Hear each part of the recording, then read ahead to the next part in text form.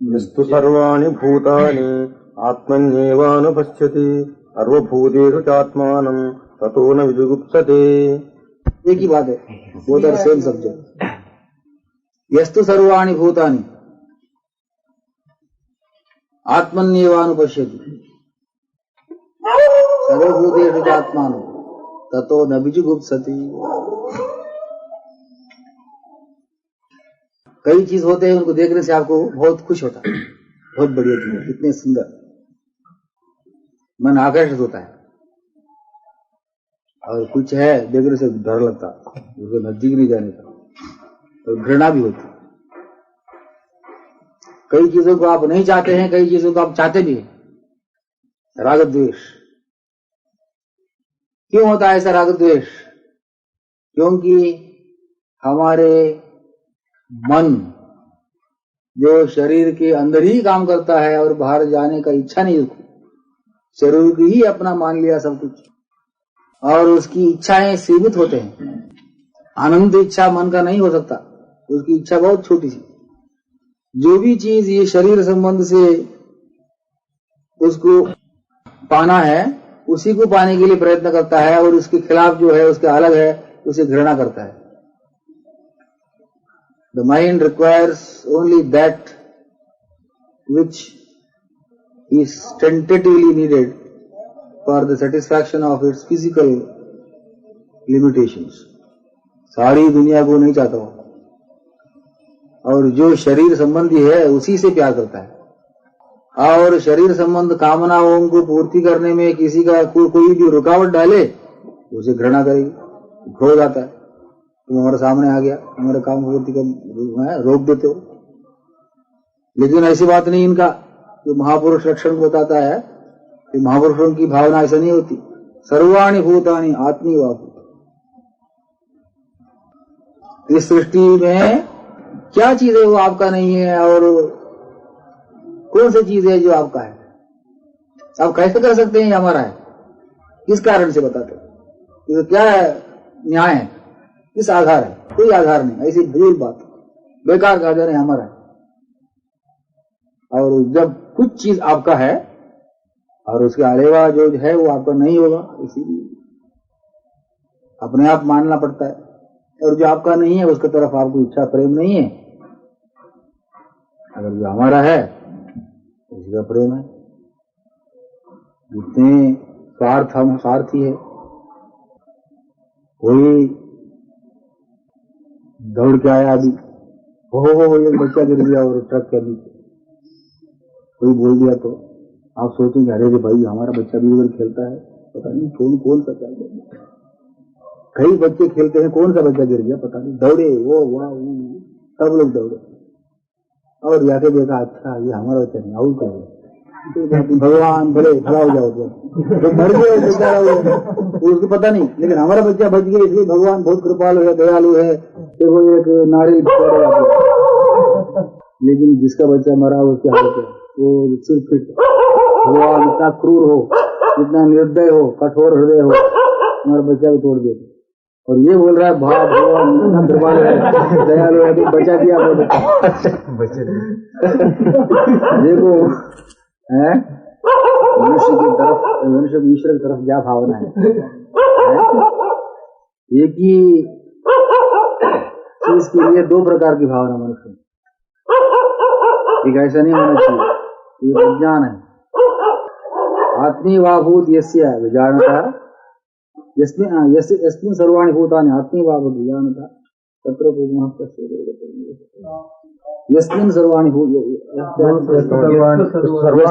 भूतानि आत्मन्येवानुपश्यति। जब आप किसी चीज को देखते रहेंगे, कौन सी भावना आपको होना चाहिए? ये ज्ञान का लक्षण है, लेकिन बहुत ऊंची स्थिति है। सबसे निचला स्तर का भावना है हमसे बिल्कुल ही बाहर है। ये लोएस्ट काइंड ऑफ अंडरस्टैंडिंग। तो भगवद गीता में 18 अध्याय में सबका वर्णन आता है, 3 काइंड्स ऑफ अंडरस्टैंडिंग। 3 प्रकार की बुद्धि होती है। एक तो बिल्कुल ही अपने से अलग समझना हर एक चीज को, और बहुत राग द्वेष में फंसना इनके तरफ। इसके कारण ये इससे ऊंची दर ज्ञान है, ये समाज को मानना और ये समाज का एक अंग है, जैसे हम समाज का एक अंग है वैसे ये भी समाज का अंग है। तो कोऑपरेटिव लाइफ लीड करने का प्रयत्न करना ये थोड़ा ऊंची जगह, और सबसे ऊंची ज्ञान है हम ही है ये। Love thy neighbor as thyself, because thy neighbor is non different from thyself. Why should you love thy neighbor, your neighbor as yourself? What is the purpose? Why do you want to love your neighbor as yourself? The reason is that he is non different from you. तो आपसे अभिन्न होने के कारण आप उसको प्यार करना ही पड़ता है कि अपनी तरफ कैसा करते हैं। From difference you go to cooperation, from cooperation you go to unity. ये यूनिटी का विशेषण है इस मंत्र में। यस्तु सर्वाणि भूतानि आत्मन्येवानुपश्यति। When you see a thing, you are seeing yourself only, as if you are seeing yourself in a mirror. You will not see anything at that time. इसको बोलता है शांभवी मुद्रा। ऐसे देखने से कुछ दिखाई नहीं पड़ता, क्योंकि अपने को देखता हूं मैं, क्या देखना है? देखो ऐसा देख रहा हूं, मेरे क्या बोलना है इसके बारे में? कुछ बोलने का नहीं, ऐसे ही देख के चुप बैठना बस। वैसे ही आप देखना चाहिए विश्व विराट को, जो आपका सच्चा आत्मा है। ना हंसना है, ना रोना है, ना खुश होना है, ना दुखी होना है, ना चाहना है, ना घृणा करना है। यही स्थिति होती है उस मनुष्य की जो सारी वस्तुओं को अपने में देखता है और अपने को हर एक चीज में देखता है। यूनिवर्सल। यस्तु सर्वाणि भूतानि आत्मन्येवानुपश्यति सर्वभूतेषु च आत्मा। अपनी आत्मा हर एक चीज में है, हर एक विषय में है, हर एक प्राणी में है, और हर एक प्राणी अपने में भी है। You are in the limbs of your body and the limbs are in your body. ये समझना मुश्किल है इस बात, हमारे मन यहां तक पहुंच नहीं सकता, बहुत मुश्किल, दिमाग खाने की बात है वो।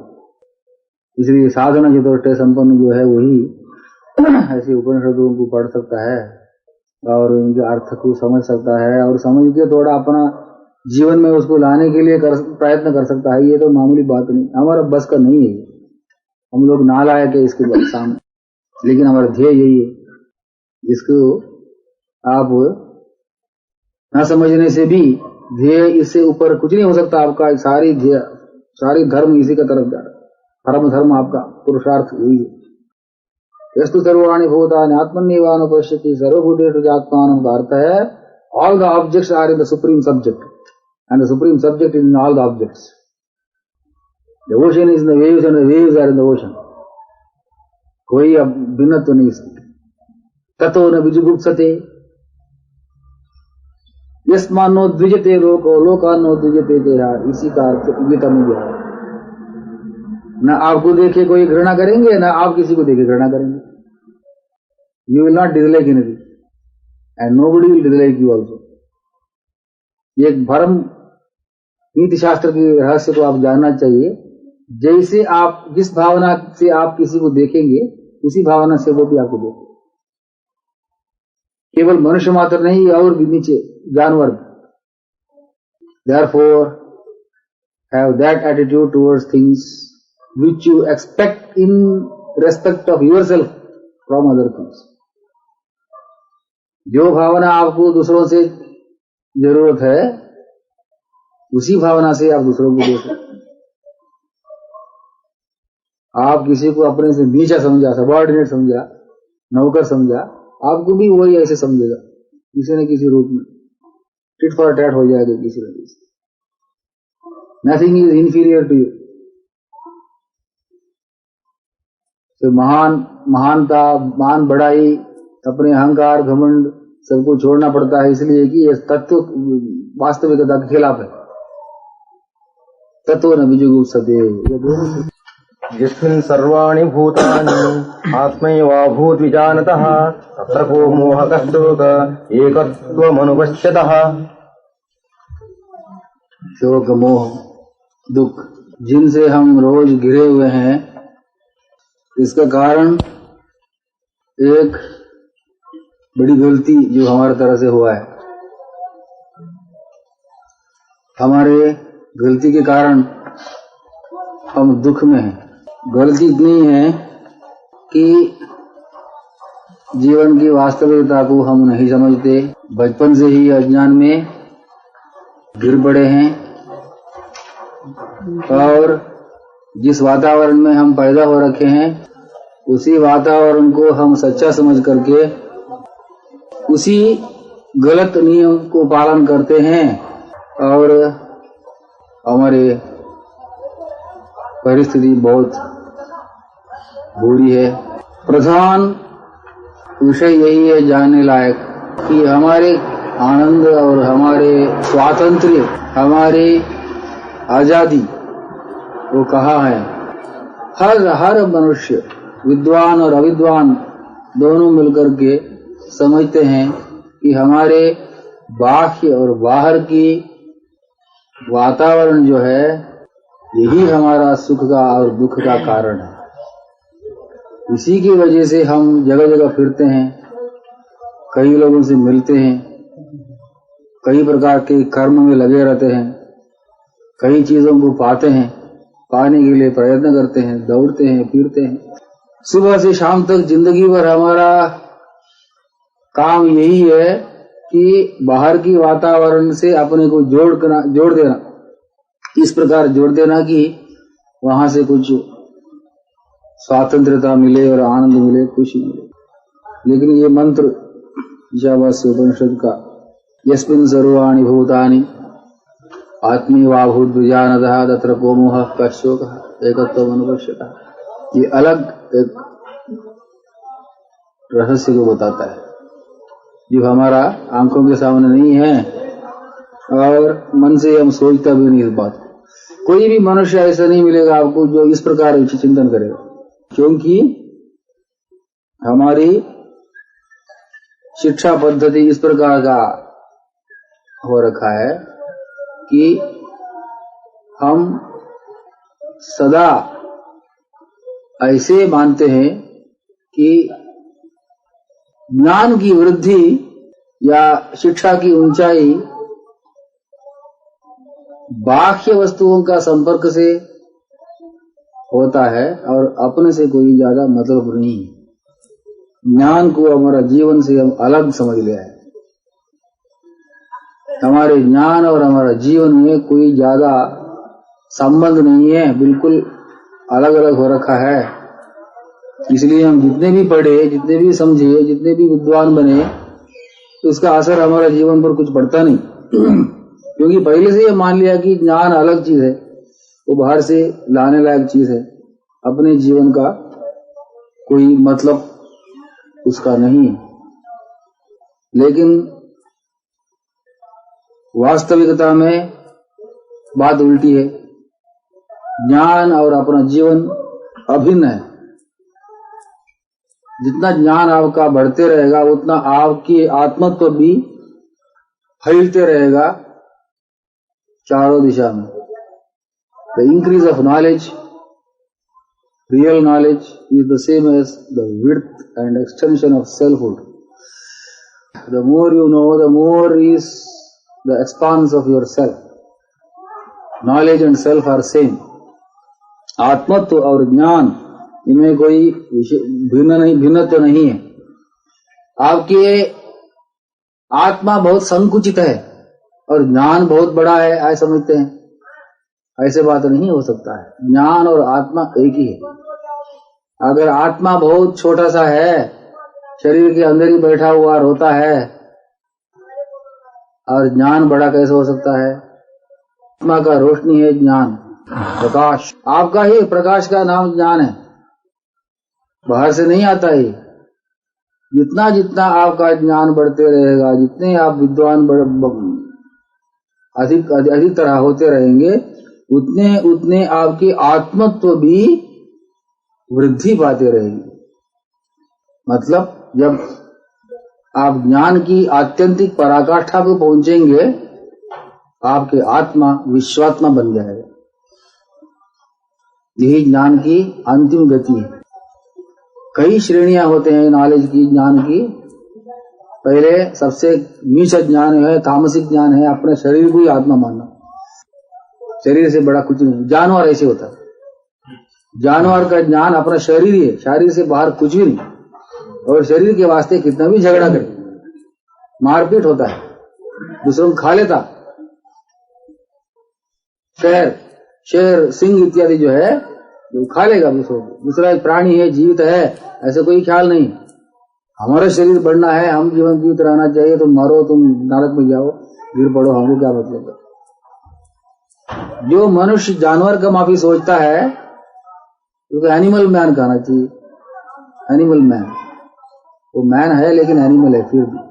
शरीर भावना जिसका है और शरीर को ही सब कुछ मानता है, ये सबसे निकृष्ट श्रेणी की मनुष्य है। स्वार्थता की पराकाष्ठा समझो। और उससे थोड़ा अच्छा है तो अपने से थोड़ा बाल बच्चे हैं, रिश्तेदार है, समाज है, इनका भी थोड़ा नजर रखना है। ऐसा सोचने वाला जो है ये थोड़ा इससे ज्यादा निस्वार्थ माना जाता है। और देश का ख्याल रखने वाला को और इसे भी ज्यादा निस्वार्थ मानते हैं। केवल अपना समाज का, केवल अपने घर वालों की ख्याल नहीं है, सारे देश की उन्नति के लिए प्रयत्न कर रहा है। निस्वार्थ, ठीक है, अपना देश के लिए काम कर रहा है, निस्वार्थ मनुष्य ऐसे मानते हैं। लेकिन सारी दुनिया का ख्याल रखने वाले इंटरनेशनल सिटीजन जैसा मनुष्य कोई हो, उनका स्वार्थ निस्वार्थ और भी ज्यादा है। आप केवल एक देश का भलाई का प्रयत्न नहीं करते हैं, लेकिन सारे दुनिया का भला हो जाए, समाज कल्याण हो, मानवता की भलाई हो, ऐसे जो सोच करके काम करते हैं, इनकी निस्वार्थता बहुत बड़ी है। लेकिन ये सब छोटे छोटे उदाहरण है निस्वार्थता की। लेकिन देखिए, ये समाज कल्याण, सारे मानवता के भलाई के लिए भी आप कोशिश करो, फिर भी ये सब चीज आपके हाथ में नहीं है। ये आपको पता लगेगा किसी न किसी दिन। ये मानवता कितना दिन तक रहने का है और आपकी शक्ति कितना है। आप कितना दिन रहने का है दुनिया में? आप कौन है ये मानवता का भला करने के लिए? आप 3 दिन रहेंगे, 4 दिन रहेंगे, कुछ पता नहीं। उसके बाद कौन करेगा इस काम को? ये बात कोई नहीं सोचता कि दुनिया बहुत बड़ा है, ये केवल ये पृथ्वी मात्र नहीं है, मानवता इतनी है सारी सृष्टि में, और कुछ नहीं है। कई बात है, ये हमारे ज्ञान से परे है। इसे विश्व का चिंतन जो करता है वो और भी जो निस्वार्थ इससे ज्यादा है।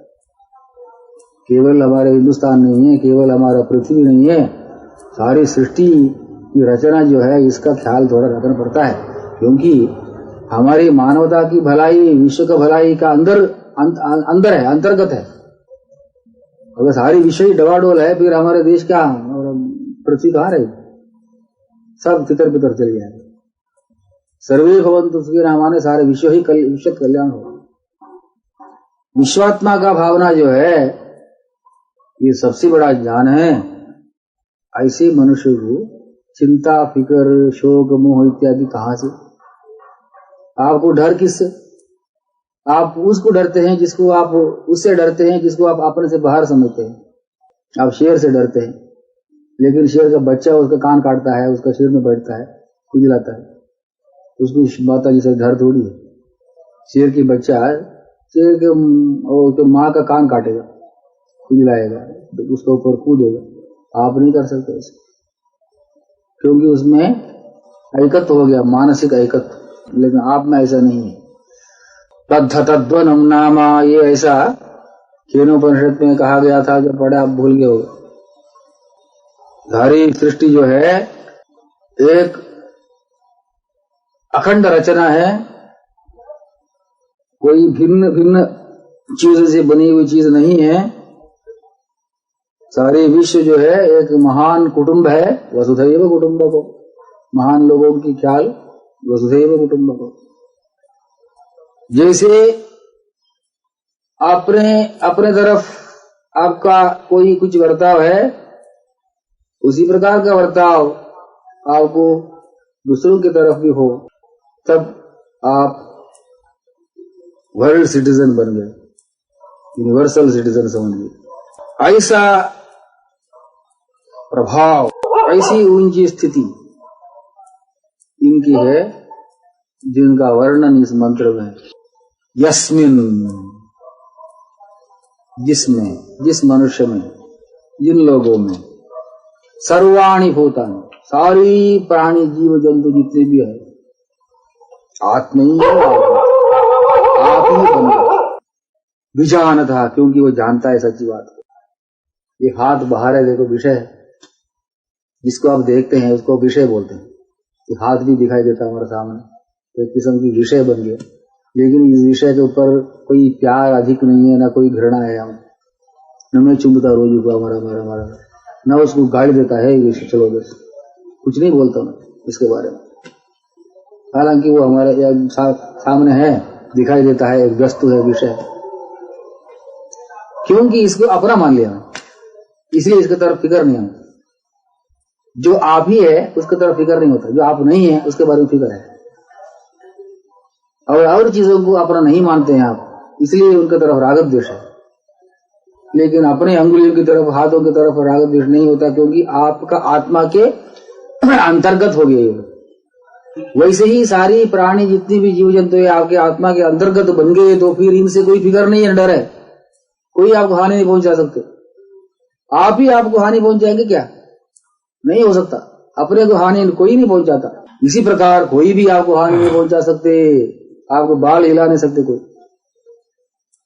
इतना ही नहीं, आपको हानि कोई पहुंचाएंगे नहीं, इतना बात नहीं, और भी कुछ बात है। सारे लोग आपको प्यार करेंगे, सारी दुनिया आपको अपने ही समझेगी। जैसा आपका वर्ताव दुनिया की तरफ है, वैसी दुनिया का वर्ताव आपकी तरफ है।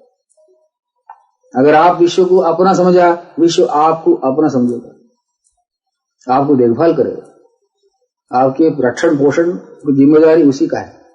आप क्यों रोता है? हमको ये नहीं है, वो नहीं है, कल पानी नहीं पीने का, ऐसा कुछ नहीं पी, सब आ जाएगा, पानी भी आएगा, चावल भी आएगा, सब कुछ आएगा, क्योंकि आप किसी को अपना बाहर नहीं मानते। सर्वम तम परादात यो नेत्रात्मना सर्वम देगा। जिसको आप अपने से बाहर समझते हैं, वो आपको देख के डर के भाग जाएगा। ये बृहदारण्यक उपनिषद याज्ञवल्क्य के महर्षि बताते, अगर किसी चीज को, किसी मनुष्य को, किसी व्यक्ति को आप अपने से बाहर समझा या अपने से अलग समझा, वो भी आपको ऐसे समझ करके आपको देख के डर के मारे भाग जाएगा, आपके पास नहीं आएगा। आप उसको ग्रहण करने के लिए बेकार प्रयत्न करते हैं। सर्वम तम परादा, सब कुछ भाग जाएगा आपसे, क्योंकि आप अपने से बाहर अलग समझ ले। वो भी जानता है ये तो हमको अलग समझता है, मैं इसके पास क्यों जाऊं, इसे धन चले जाएगा आपसे, बाल बच्चे चले जाएंगे, अब आयु भी चली जाएगी, शरीर भी खत्म हो जाएगा। लेकिन अगर आप ऐसा नहीं माने, आपने से अभिन्न समझा दुनिया को, सृष्टि को, वो भी अपने आपको अभिन्न समझ करके आपका देखभाल करेगा। इसी का यही अर्थ है वो भगवत गीता मंत्र के अनन्यास चिंतयन्तो मां ये जनाः पर्युपासते। अब अभिन्न रूप से आप ध्यान करो सारी सृष्टि रचना को, वो भी आपको अभिन्न रूप से देखभाल करेगा। बेफिक्र, अलग निरंजन, मस्त, ये योगी लोग होते हैं। क्योंकि मस्त, क्योंकि वो फिक्र ही नहीं, सब कुछ उनके पास है, आनंद में रहते हैं हमेशा। क्योंकि उनको किससे डर है? डरना किससे? आप ही बन गए सब कुछ। आत्मी वाभूत बीजान था तत्र को मोह। उनको क्या मोह है? किससे मोह करना है? कश्यो कहा, क्या दुख क्या है?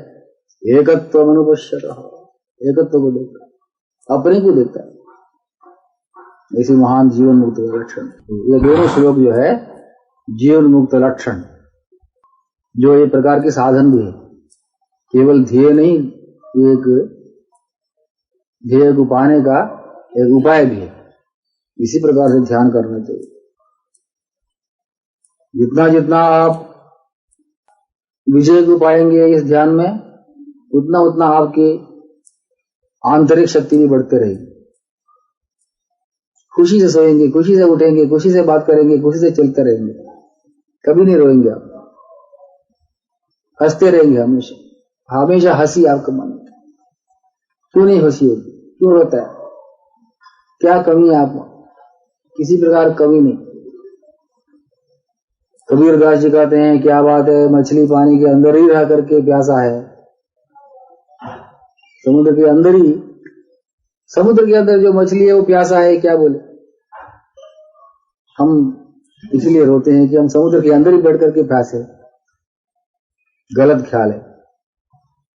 उपनिषद की आज्ञा है कि ऐसा ध्यान करो हे मनुष्य, जैसा कि अपने जीवन में